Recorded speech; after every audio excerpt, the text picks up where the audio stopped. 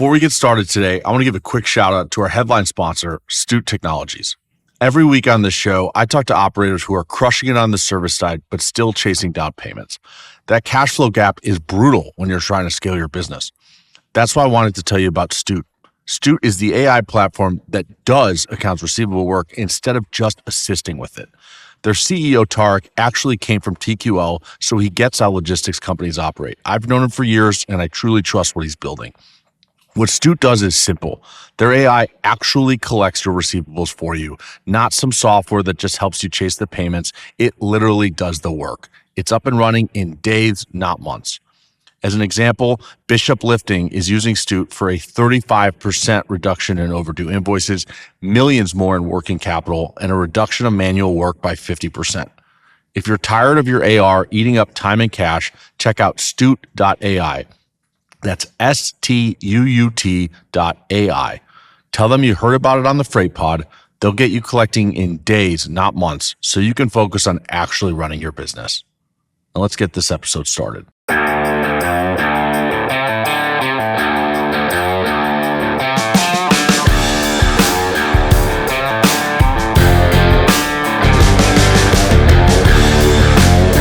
Welcome back to another episode of the Freight Pod. I'm your host, Andrew Silver, joined today by a special, per usual, but also unique repeat guest, Mr. Ryan Joyce. Welcome to the show. How are you? It is great to be back. I'm doing really well, man. I missed our last conversation, look back on it fondly, was looking forward to coming back someday. And we get to do a little da-da-da breaking news. I've only done breaking news a couple times, and I always mess up the sound. It's not. I accidentally do the Sports Center like top 10 sound instead of the da-da-da-da-da-da like breaking news sound. But we are breaking some news today, and I will let you do the honors. Why are we here? Yeah, I wanted to share the news with you and others that Genlogs just raised a $60 million Series B. That was led by Battery Ventures, IVP, and a handful of other investors. But we are off to the races. 2025 was a lot about making sure this could work.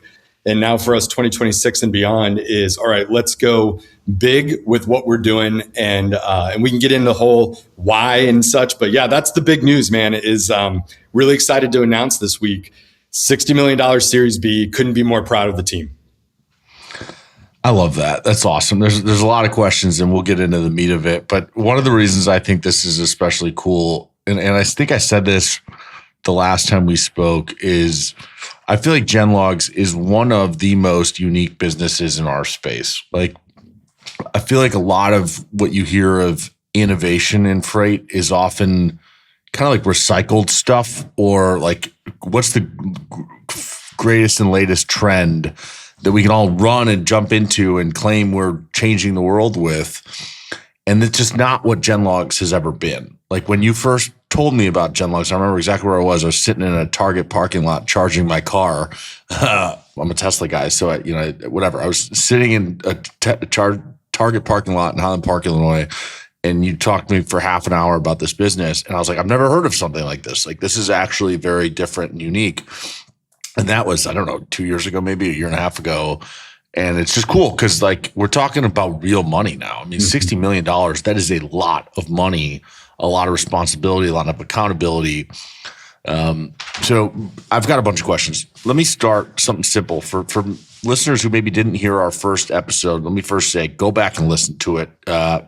You'll learn a lot about this business, but just as interesting or more interesting, you'll learn about the man, Ryan Joyce, and kind of what a fascinating background you have.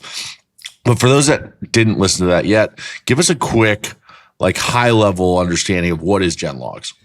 Yeah, I used to say Genlogs, we had built a nationwide network of roadside cameras that were collecting 24/7 on all trucks and commercial vehicles on the roads, and then using that to deliver visibility to our customers, whether they're freight brokers, shippers, insurance customers.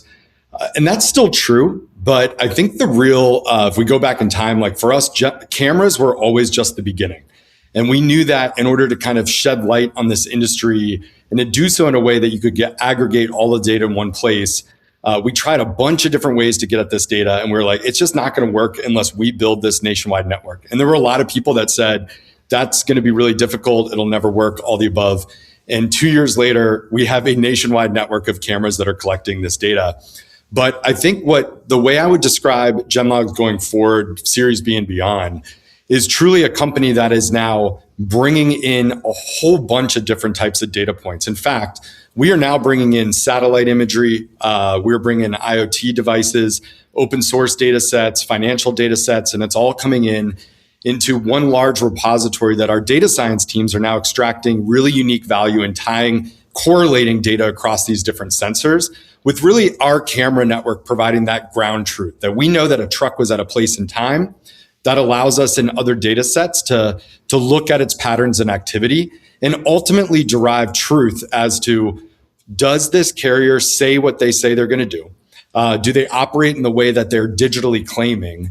And then allowing all other customers that are trying to work with trucking companies validate that these carriers are real, that they can be trusted or not, and flagging when that is a problem, but doing so across all different types of sensors that are out there in the world. And really akin to, like you alluded to the first conversation we had, my background, it's very similar to the way the US intelligence community works. My background being at CIA, I worked in the intelligence community for almost 2 decades, really worked very closely with folks from outside and National Geospatial Intelligence Agency, National Reconnaissance Office, National Security Agency. All of those focus on different, they're called intelligence or INTs. So you have SIGINT, signals intelligence. You have GeoINT, geospatial intelligence. We at Genlogs are mimicking what has made the U.S. intelligence community so successful over, certainly the last 70 years since World War II, but really going back 250 years since even George Washington had this first spy ring, and what they were able to bring all together, this data together, to make really informed analysis and decisions about what they should do next, to really give military leaders, the White House, like that's what the U.S. intelligence community is super good at, is taking data across different sources and bringing it together, known as all source intelligence analysis. We are doing that at Genlogs. So many thoughts coming out of that. One, you have to be the first founder to ever make a callback to George Washington in their comparison to their business. But that aside, I what I love is you hear so much about AI today, and it's the coolest, latest, and greatest, and it's what everybody has to have. But as we're now kind of a year to 2 years into this being the centerfold of the industry, we're starting to see the ramifications of good versus bad. And the central point that kind of is a driver of whether you lead to good outcomes or bad is data. Mm-hmm. That is what has become like the most central learning lesson from the AI experience, is that data is king. And if you have great data, you have undoubtedly better outcomes with whatever you're trying to build with your AI tools. If you have bad data, the AI can't do anything for you. And so it's really interesting to me that like your business started certainly as a data business through the lens of cameras, like physical cameras out on the roads. And that alone was unique. That's just not a product that was being offered in the market. It sounds like the evolution of the business has been to kind of leverage your experience and be akin to the kind of U.S. intelligence realm, where it's now, how do we like expand the data availability we have and recognize that you are a data company. Mm-hmm. And if you can be the king of data in this industry, what you could do from there is, who knows? I mean, the opportunities seemingly are endless. So I think that's kind of one of the more fascinating takeaways for me when I think about the evolution of your business. Does that make sense? It totally does. I couldn't agree more. And really, our data and analytics team is the foundation of what we're doing here at Genlogs. And they often refer to that concept of a foundation. That I look back at this last year of growth that we've had, and I'm very proud of it, but I'm also kind of cringe of the fact that people were buying the product in its early state.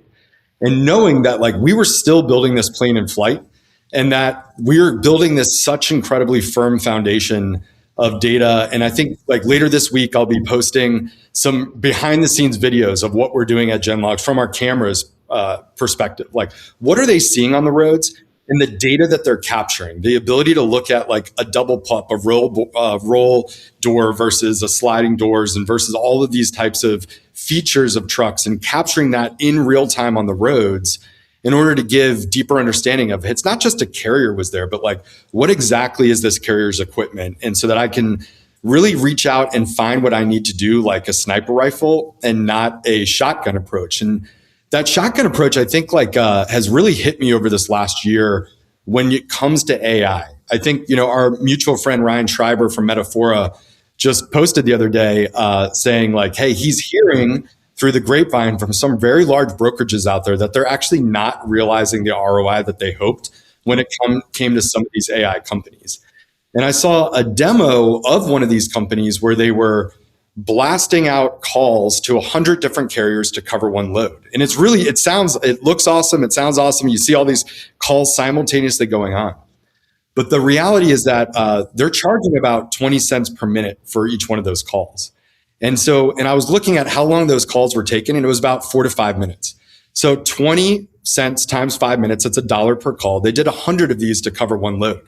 I mean, I never was a broker, but going back to the MOLO, that math does not math. The math doesn't math. If you're paying $100 to cover one load, you're just not gonna make it. And well, plus you're just paying $100 for one tool as a function of covering the load. That's not your total cost to cover the load.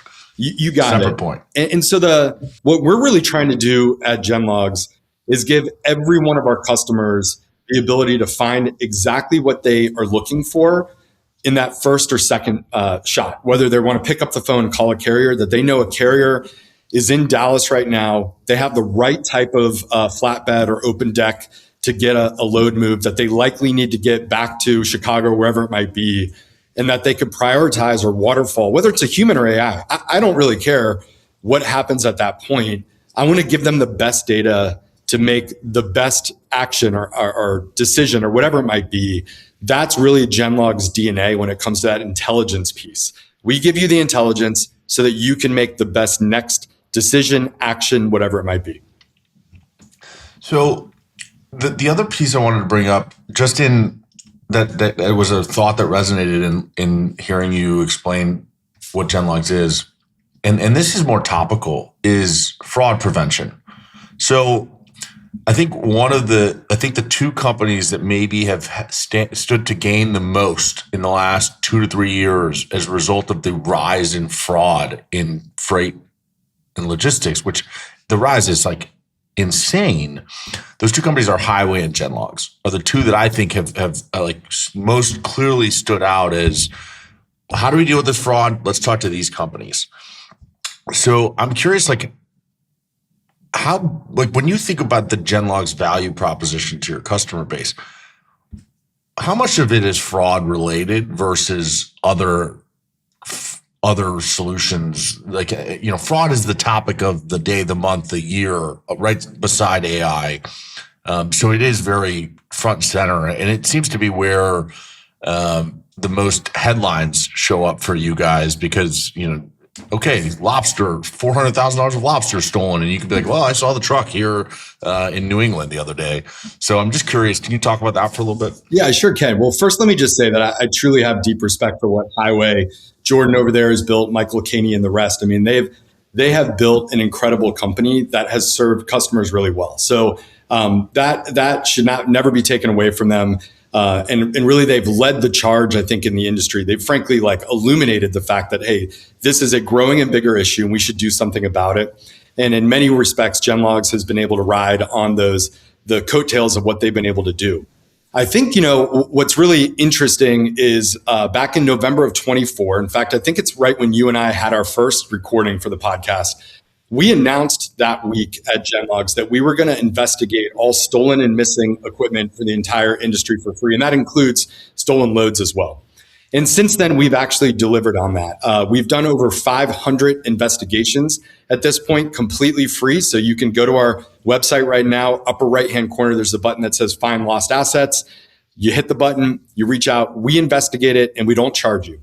What it has allowed us to do is to get a really clear insight into how have these fraud trends changed over time, and where are they today, where are they going?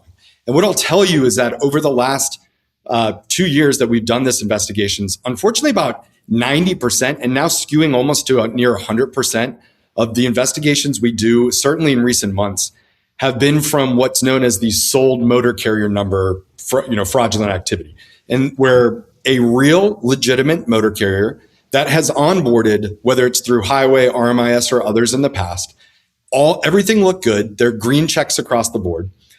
They hit hard times and they go out of business. And as kind of a last ditch effort to recover some of the operating expenses, or pay their way out of bankruptcy or whatever, they go to a Facebook Telegram group and they sell their motor carrier number to 20,000, 30,000. Well, a lot of times now, the buyers, who are the bad guys, by the way, like there's very little one of these MCs that are changing hands from like a good operator to a good operator. Even if they're not stealing, they got kicked out of the Amazon Relays program and they're just trying to get back in at that freight. So it's never like a good thing for the most part, but they'll sell it out there. The buyer will actually say, I'll buy it for 30,000, but I require the email and I require the cell phone, the business number that you've been using these last 2 or 3 years you operated. Because that's where they can make their real money on the theft. Well, it's hugely problematic because now they can bypass two-factor authentication on a lot of those apps where they get the cell phone ping. What's the PIN? Boom, I got it. And exactly, the email now hasn't changed. It doesn't need to be updated on FMCSA. It's the same one that's always been. That's really difficult to defend against if you are solely operating in a digital world. Fortunately, Genlogs came about at a time when we were now watching what's happening in the physical world. And is the digital and physical world in harmony? And what we're finding in almost every one of those cases is it's not. In fact, just the other day, I posted a blog post and out on LinkedIn about a $3.8 million load of servers that were stolen. And when we looked at the carrier that this broker had met on a load board, tendered the load to, we looked at that carrier in our system. We saw them operating a year ago. We saw them operating 6 months ago. But it was 90 days ago that they disappeared from the roads, like completely. And we look back in time, you see them on the roads every single day. And then all of a sudden, boom, they're gone. They disappeared from the roads 30 days before that MC was sold on Facebook and 54 days before that load was tendered of $3.8 million to this carrier that no longer was actually operating out in the roads. And that's where I think the digital and physical bridge can be now bridged, or that divide can be bridged. And that's where Genlogs brings a unique perspective.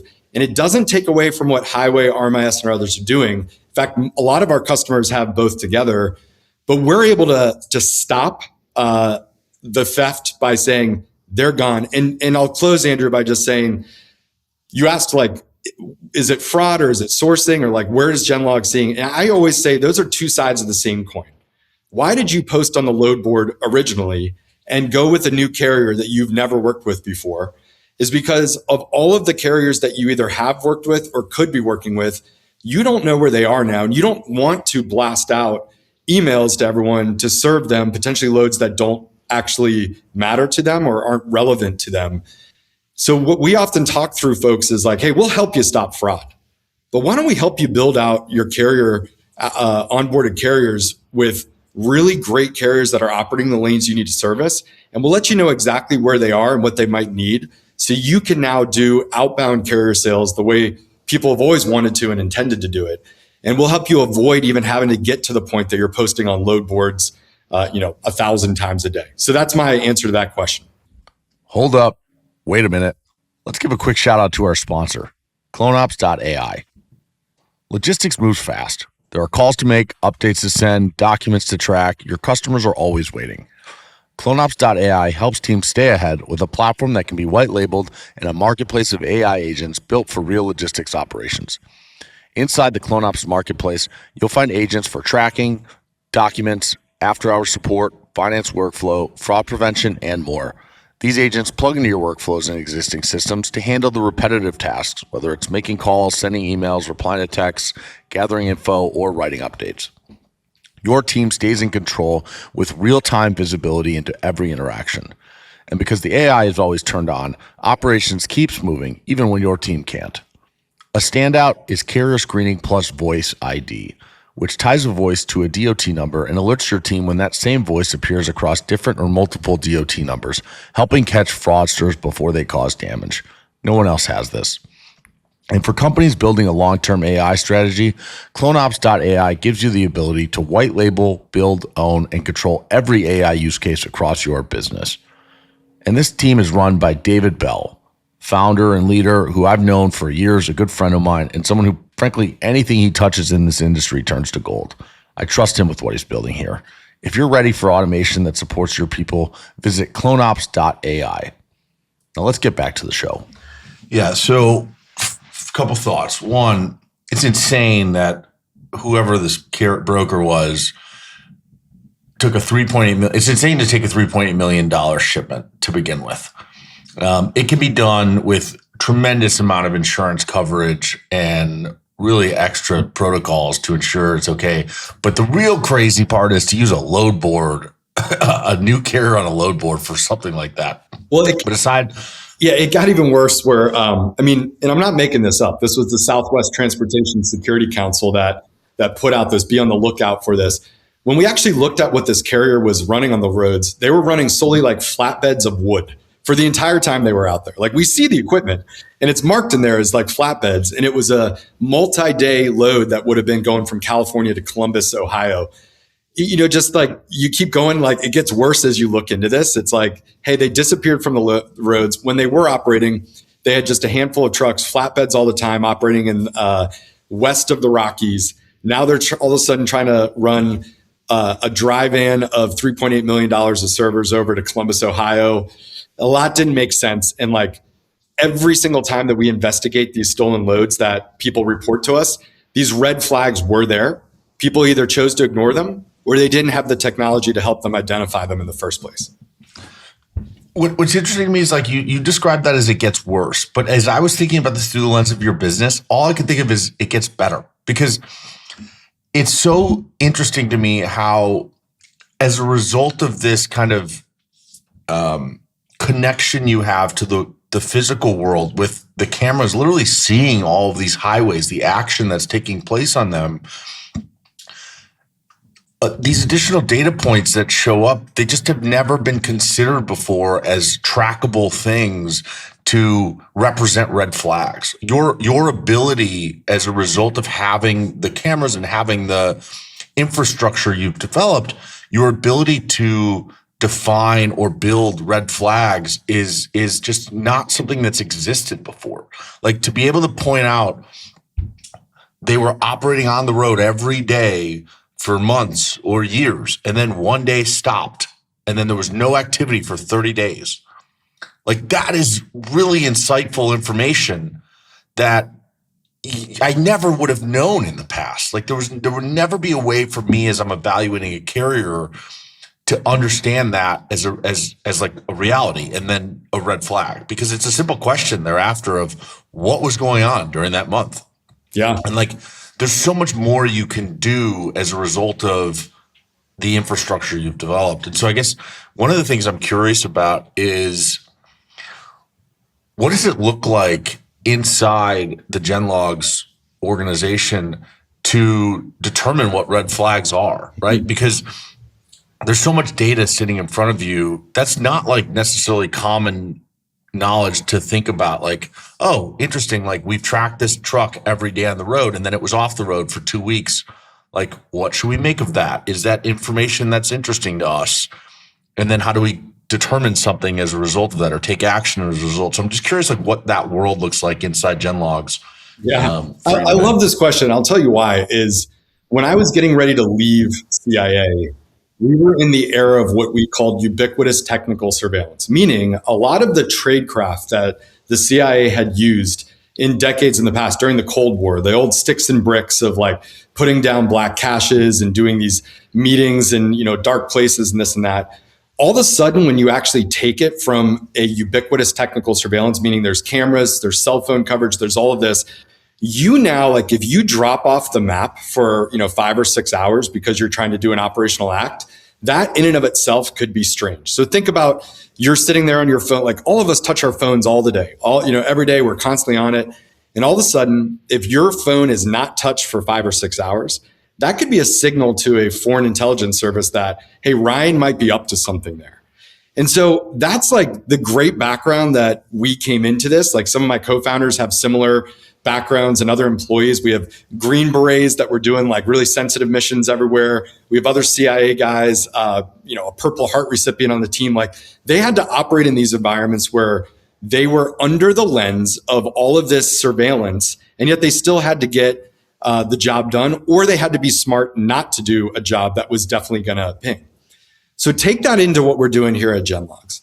And what we're essentially saying is, what is the activity of every truck that's on the roads and every carrier that's on the roads? And then now looking from a cohort perspective, what starts to stand out as, hey, they either dropped, same like, I'm using my cell phone every day. Now I'm no longer using my cell phone. That's anomalous. Well, if you're on the roads every day and then you're not anymore, that's anomalous. But, there are smaller carriers that run these stranger lanes that we might not see on a regular basis.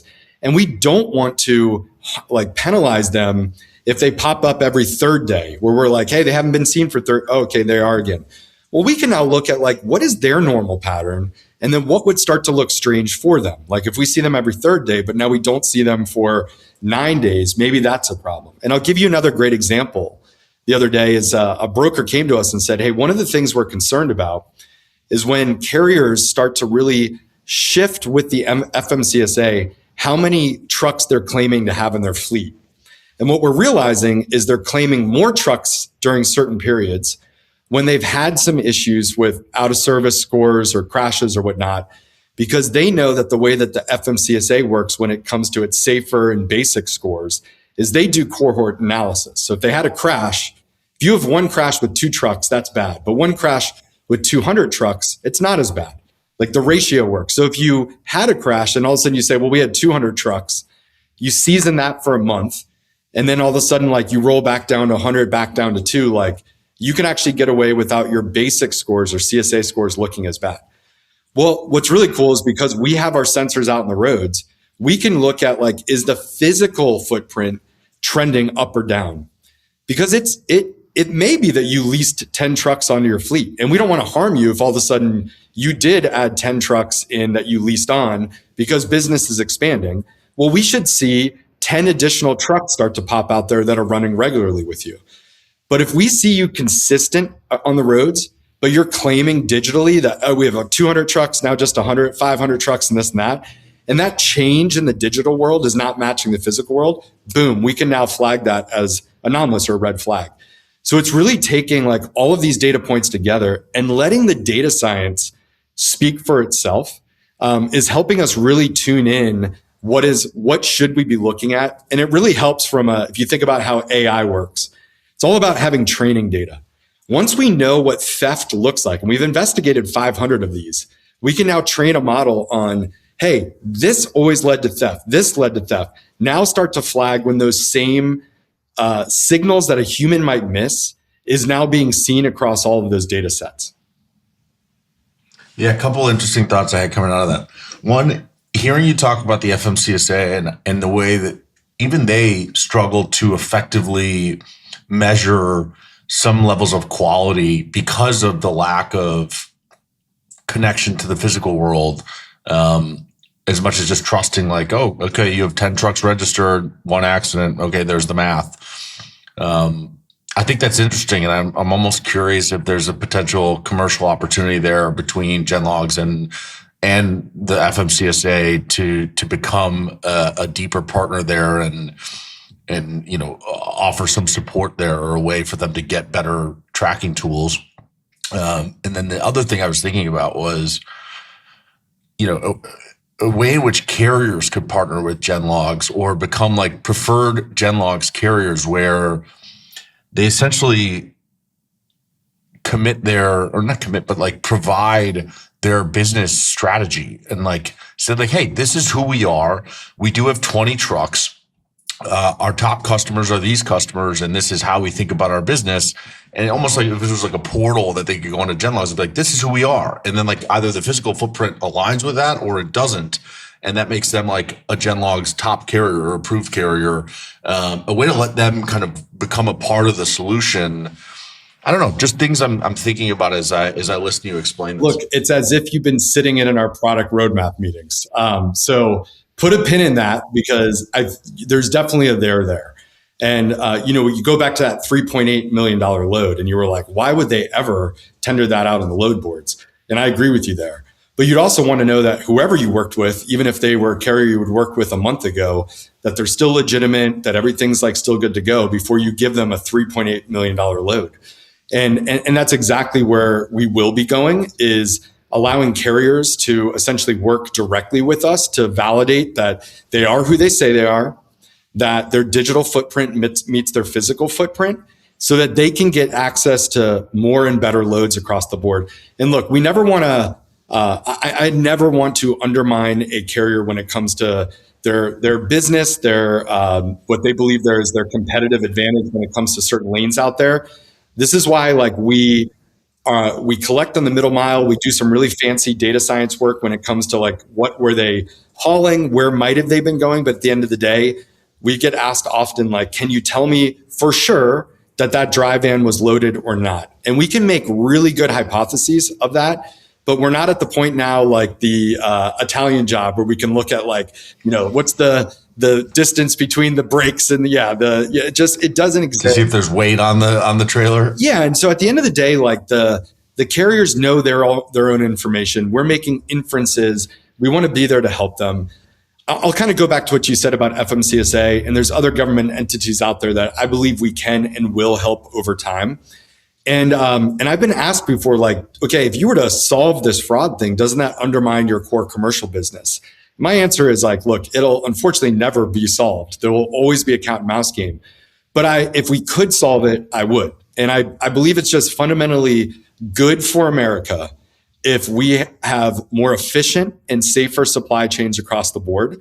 And if Genlogs at the end of the day doesn't have the bigger exit it could have, because we solved fraud and people didn't need to buy Highway and RMS or Genlogs anymore, then like that is a win for America. And I will be on board with that. I also think we just offer so much more to brokerages. They will often come to us when it starts with a theft or they're looking into fraud. And then they see like how crazy we can help them when it comes to carrier sourcing, shipper intelligence and prospecting, and some additional capabilities we're bringing online soon with regards to market intelligence and what density looks like in markets or capacity. So this is all that customers benefit from that goes beyond fraud and theft. So if that whole issue ever went away, Genlogs would still be in a great place to help each customer in the industry. Yeah, and I'm aligned. It's not going anywhere. You can tackle one piece of it and solve a part of it, and what that does is just give them something new to focus on and try to figure out. So, let's talk about the raise. $60 million. What does this allow Genlogs to do that simply wasn't possible before? And I want to avoid like we're going to hire more now. Yeah. We're going to invest in our growth. I want like really understand like why $60 million? Why that number versus others? And then what can we do now that we couldn't do before? Yeah. So the answer is when Genlogs started, we were still figuring this industry out. Like, keep in mind, I didn't come from this industry. I had to learn it. Neither did my co-founders. In fact, it wasn't until like hire number 6 or 7 that we actually had someone that had industry experience. So we had a hypothesis, and we were simply going to build and replicate the intelligence community in this space. We also, early on, I made a policy internally that said, look, we are going to build one platform that will serve many verticals. And that started to expand from just freight brokerages, which was initially who we were helping, to then now commercial auto insurance. Then it became government. We have federal and state and local law enforcement using our platform to crack down on things like cargo theft, but also human trafficking and narcotics trafficking. We're trying to help clean the industry up so that the good guys can flourish. But it was always aligned that we were going to service many verticals via this one platform. But then we added some ports on there. We like Port of Jacksonville as a user. of the platform. And it started to see that there was like a now friction where we were being pulled in a few directions. And we were inevitably going to have to morph into a multi-product for a multi-vertical company.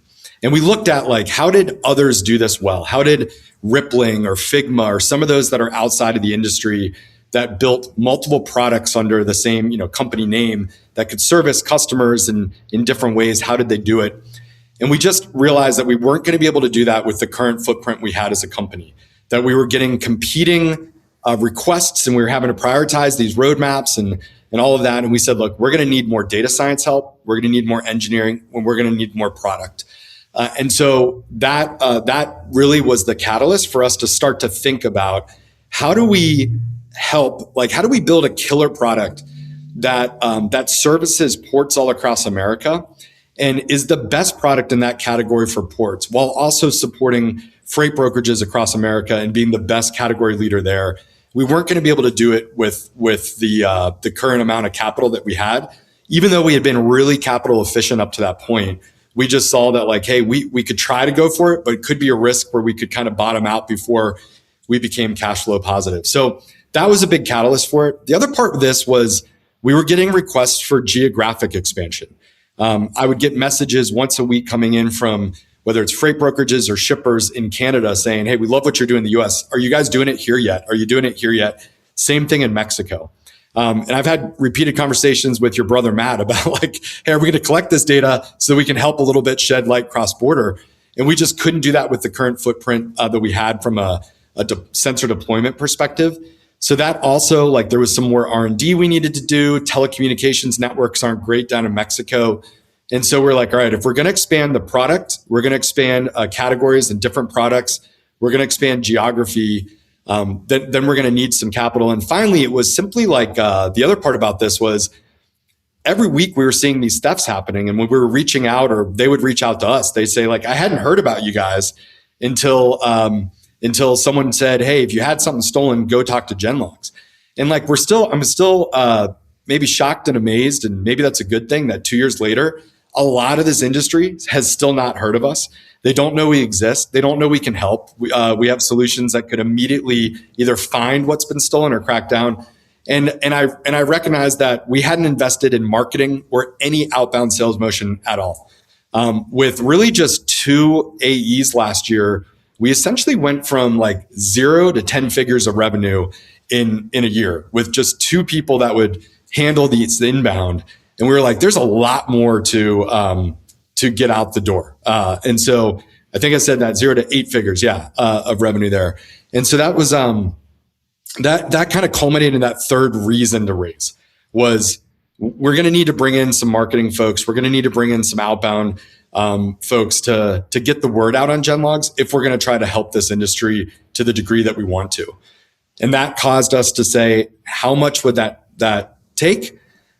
We had some estimates about where we thought we would be comfortable. And then we went out to market, and the market kind of said like, hey, we weren't planning to raise as much, I'll tell you that. But it was really favorable. We had a great Q3, and investors were saying, we want in, but we want it in a bigger way. So what can we do? And that ultimately led us to this conclusion. I appreciate the thorough response there. I think there's a lot of insight there. First question, I guess, is port operators. I didn't realize were a good vertical for you to pursue. Can you talk a little bit about where the value is for them in all of this? Yeah, it depends on how the port is set up, but a lot of them are like tenant port operators or others that they sit there and they are there's ships pulling in, containers coming in and out, and they don't have a really good sense of where those containers go.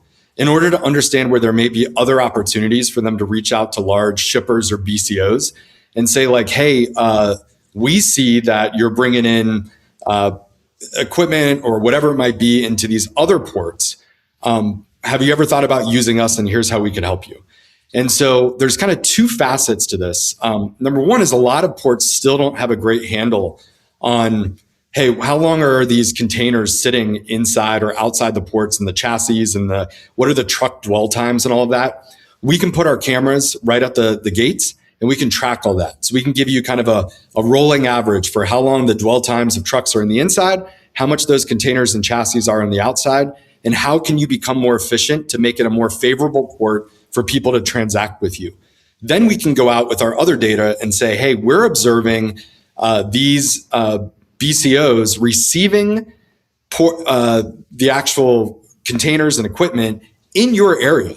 And it's coming in through neighboring ports. And then they're actually draying that right into your back door. Why aren't they bringing it in through you? And we're giving that deeper shipper intelligence that allows port operators to go out there, knock on the door and say, hey, instead of bringing it in through this other port, we could save you some money if you bring it in through here. And here's how our efficiency has gotten better over time.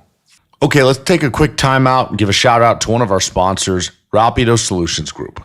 Rapido connects logistics and supply chain organizations in North America with the best nearshore talent to scale efficiently and deliver superior customer service.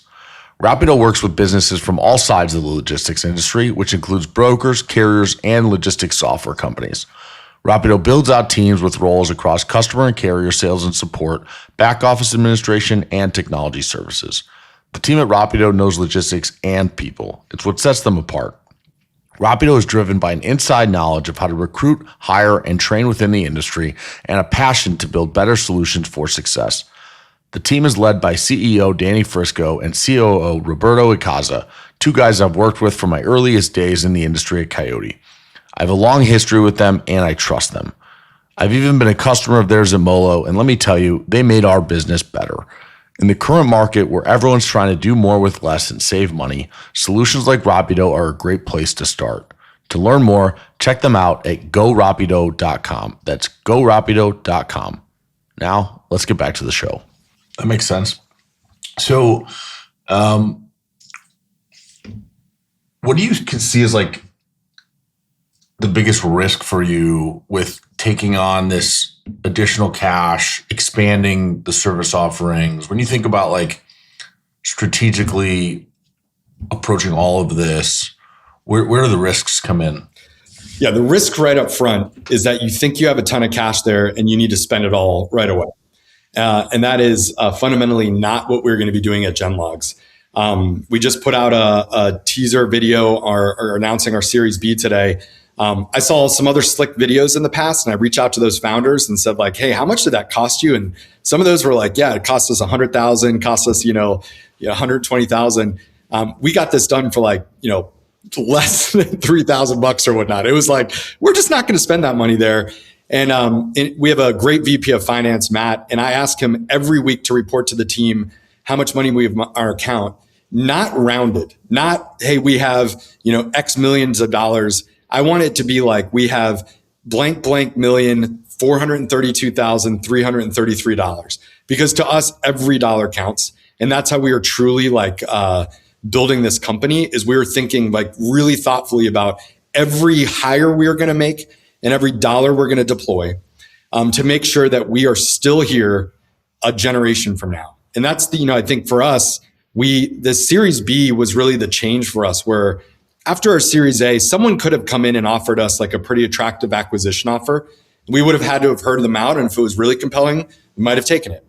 Series B is an admission within the team that we are now on the track to IPO someday. And that's how we're going to build our company, is to be here 7, 10, 20 years from now and beyond, and do this the right way early on. So I think the biggest risk as any company that's just raised a large round is they start to just spend like all of a sudden, oh, we have this money and it's bottomless. And that's how it goes. We are definitely not going to go that route. The other thing that is related to that is we're not going to boil the ocean. Like, we want to do more, but we're going to have to do more in a sequence. That if we try to do everything all at once, the quality is inevitably going to degrade. And I think I'm most proud of, yes, we help customers, and yes, we've had great growth.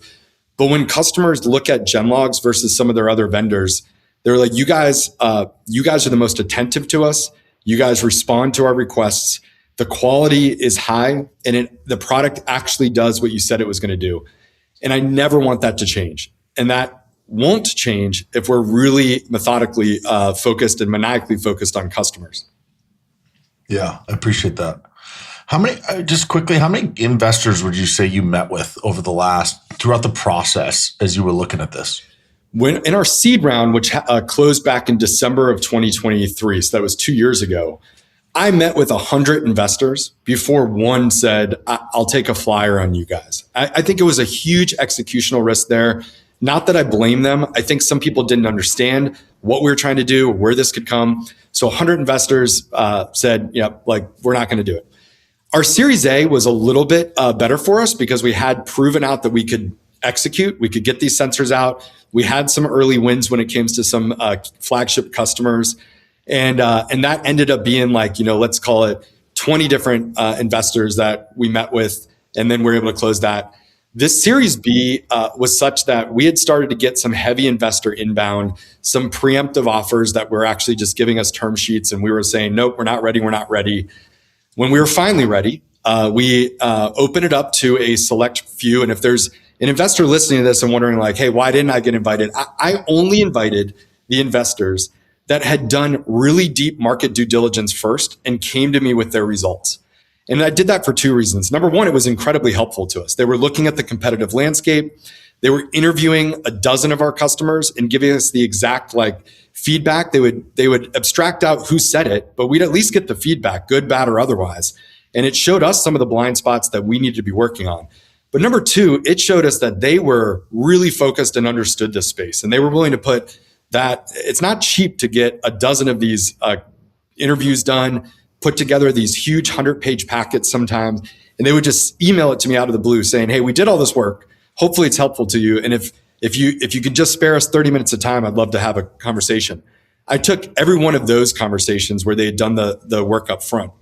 What that led to is that when we finally decided we were going to raise this round, I built the data room, I released it on a Monday, and 13 days later, we had a signed term sheet. So it was a really truncated Series B round because all I did was invite those that had done the work. They already had the conviction. They'd done the due diligence.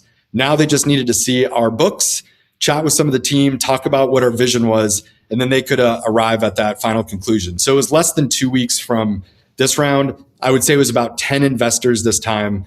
And man, it was stressful, but way better than 100 investors over the course of 4 months just telling you no and no over again to your face. Yeah. So, I mean, I think it just speaks to the quality of what you've built in the market. You say you haven't spent $1 on marketing, or you didn't say that, but you said you haven't spent much emphasis on marketing to date. But clearly something's working, because that's not necessarily representative of what it typically looks like, where investors are doing that much work on the front end just to get in front of you. And I appreciate how thoughtful you were about who to include in the process. I think that's really insightful. But I do think you've got to be a really unique or interesting business that these investors are doing that much front end work just to get time on your calendar. So congratulations and kudos to you guys for that. The question I have, in the conversations you had with these investors, I'm just curious from a market standpoint, like, what did you notice? Were there any trends in terms of what these folks are looking for right now, or what they think is interesting, or what they're seeing in the market that you just found interesting? Yeah, I think the what really stood out to me during this process was, for an investor to move forward with a term sheet with us, they had to be convinced that Genlogs could be bigger than just the logistics industry or logistics service providers. That, now that we've signed, more than half of the top 10 freight brokerages out there, 4 out of the top 5, we're kind of working our way down that top 100 list and signing them up, getting them the data into their hands. And then some of the largest carriers out there like Werner, NFI, and others, there isn't like an infinite amount of white space out there. We can do more for these customers, but when you kind of sign the bigger customers, the only way that you get to a multi or tens of billions of dollars outcome here is if your data can service more than just those customers. And so therefore, it was really helpful for me as part of this exercise. I sat down and through the help of some ChatGPT and otherwise, I said, let's investigate every single industry out there and potential customer that uses truck specific or truck adjacent data today. So get out of LSPs, logistics service providers, going into like who actually, some of the tire manufacturers, trailer manufacturers, the truck sales and service centers. Double clicking on that for a second. I have a friend that works at a sale and service center. For every truck that they add to their, as that they're providing service for in a year, it's about $40,000 of additional revenue. So they sign a 100 truck fleet. That's another $4 million of revenue for that truck sales and service centers. They have the same issue that brokers do. Who's literally driving right in front of my service center every single day? I don't know. And so for us to be able to give them a way to target who's really operating within 300 miles often of their truck sales and service center, that could be a lot of revenue for them. So that was another example. We just kept building this out. Financial institutions, lenders, all of this that might be interested in underwriting. The total amount of spend, actual average annual spend that occurs now among all of these, it's about $50 billion when you add it all up. And we said, wow, I think Genlogs could take all of that over time in terms of the data that we would have and the ability to serve it up to these customers. It would be better data than what they're using right now. I guarantee it. And so that became what we're kind of striving for in the future is solving problems for lots of industries to slowly over time take $50 billion or the lion's share of $50 billion of spend that's occurring on truck specific or truck adjacent data. Yeah, that's interesting. I really appreciate that. That's a fun problem to start to think about too, of like what's adjacent here and the connection. I bet it's one of those things where it's hard to think of at first. And then as soon as you think of it, you're like, wait a second, that makes so much sense, right? Like insurance companies. I mean, like the truck and like Reliance Partners, companies like that, you call them and like all of a sudden you have this perfect lead system for them. I don't know, just really interesting. But it's been really critical. What I would say is to say no. I talk about that sequencing. Like it's every week I get a few hedge funds reach out to us. Hey, can we buy your data? Can we buy your data? And like, it's really tempting to be distracted and say like, sure, like what can we hatch and this and that. And we've just have to been maniacal about saying no, like we'll get there someday. But this is what we have to do right now. Like we have to honor the customers we have before going after the new customers. We'll get there. And we're building a huge network and a bigger moat and all this data to make sure no one else is going to get there before us. But it's all been about saying no in order to give big yeses to the right customers. Yeah. So last question here as we wrap up. When you look back on this Series B, say 3 to 5 years from now, what needs to be true for you to say it was like absolutely the right move? Yeah. Well, certainly we need to have moved in, we take the 3 reasons why we raised this, like geographically, we need to be throughout Mexico and Canada and maybe even looking beyond those. So it's certainly geographic expansion. Number 2 is we need to have really penetrated through that outbound marketing and this and that, at least make sure people know that we exist, that we can help them in order to, through logistics service providers, the insurers, shippers being a big focus in the future for us, not in a way that's going to undercut brokers. It's actually going to help brokers. We got some cool items on our roadmap to do that. But we need to have built products that really resonate with those different industries. And we need to get out the word and they need to be to using it.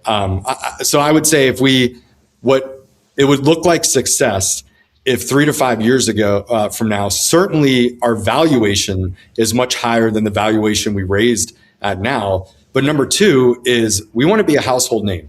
Then when people say the word truck, Genlogs comes to mind. That it's always, I got to figure out which trucks are using certain tires, Genlogs. I got to figure out which trucks are using certain trailers or might need rentals, Genlogs. And that if trucks and Genlogs are synonymous as words, then we will have really done our job there, because people always come to us first to say, can you help us with this data problem we're trying to solve? And we should be able to say yes. I love it. And tire companies, that's a new potential vertical lead for you. There you go. Well, listen, this was really great. I love talking to you. I love hearing about your business. It always gets me fired up and just thinking about new stuff and new ways to help move our industry forward. And I think that's what you're doing. And I think with $60 million, it's going to be a little easier for you to do. So congratulations on the raise. I appreciate you coming back on the show. And that's all we got. Look, someday maybe we could do this a third time. That'd be pretty cool. So give me a reason to do it a third time. All right, man. Thank you. And to our listeners, we'll see you next time.